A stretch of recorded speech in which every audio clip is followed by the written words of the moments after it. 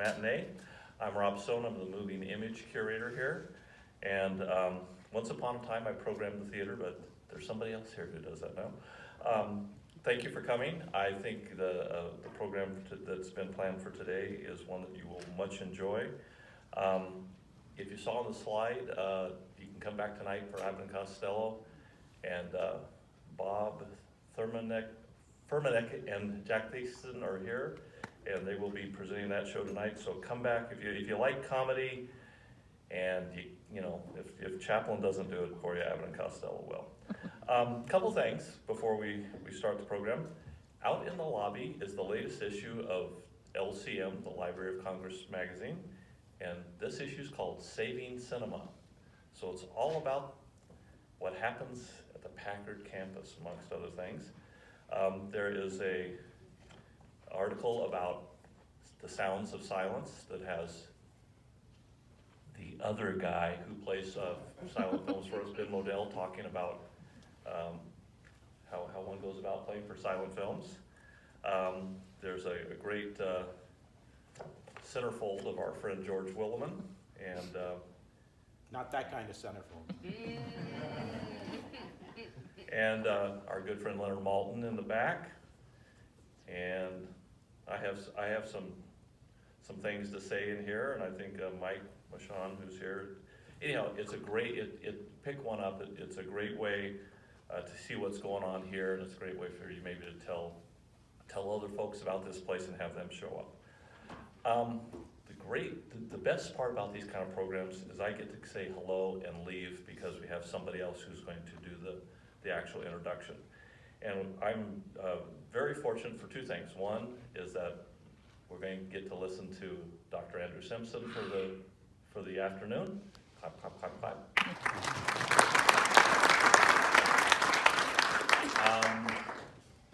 I think you were the first, right? So 10 plus years now, Andrew's been playing here, and we couldn't be happier about that. He's finally figuring out how to do it right. No, he's always done well. But today, our Chaplin's program is going to be introduced by the gentleman who wrote this book, Chaplin's Vintage Year. And he will tell you a lot more about it, but the series that Chaplin did, these are 3 of the 12 films in this series, is undoubtedly the best grouping of a group of silent comedies ever made, and I think you'll enjoy that. So, he's written other fine books, Dragnet, and he's written a book on Harry Langdon, and April 6th, he will be back with his friends with the Greater Washington, the Metropolitan Washington Old Time Radio Club, and they will be doing one of their radio show reenactments, so please come back for that. But in the meantime, you get to listen to Michael Hayde tell you all about Charlie Chaplin, so Michael Hayde.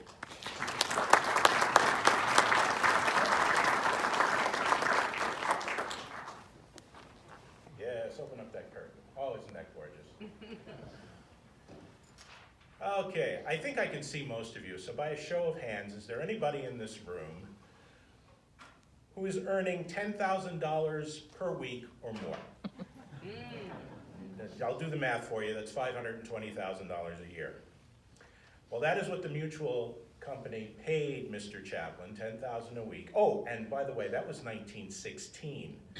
If I use the Morgan Friedman inflation calculator, that's $228,685 in 2019 money per week.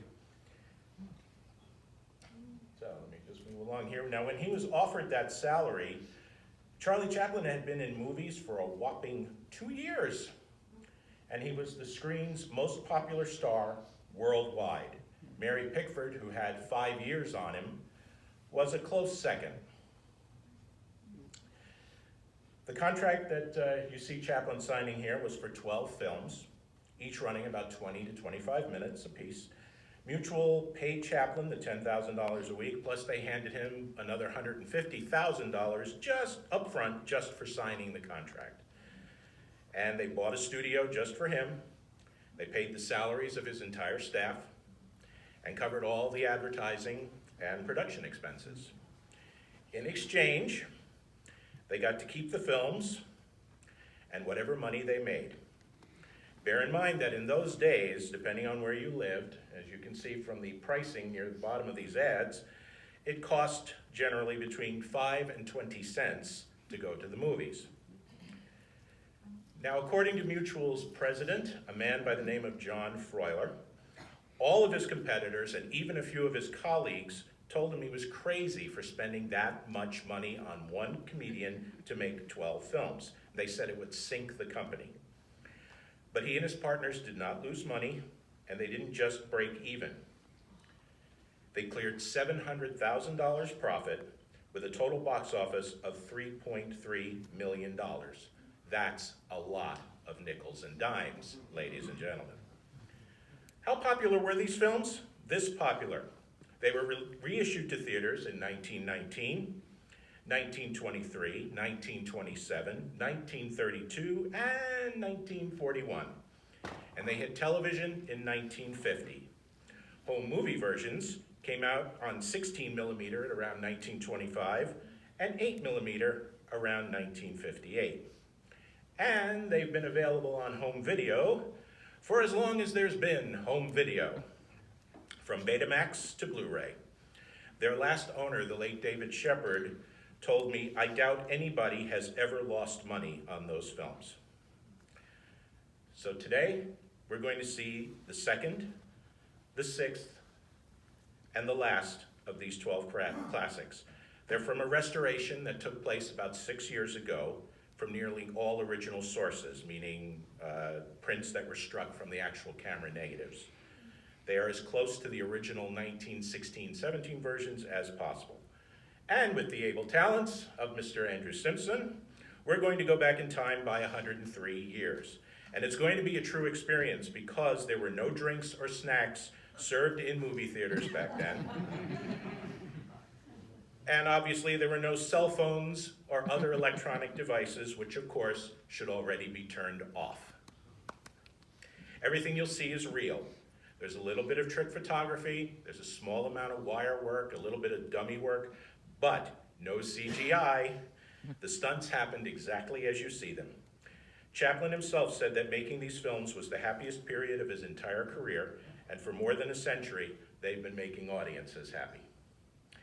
Our first film, Chaplin got the idea for this one when he happened to walk by a station just as the men were headed out on a call. And he immediately pictured himself as a firefighter, sound asleep, while his colleagues rushed to get ready. And you'll see how he expanded on that thought in his second Mutual comedy, The Fireman. Andrew, take it away.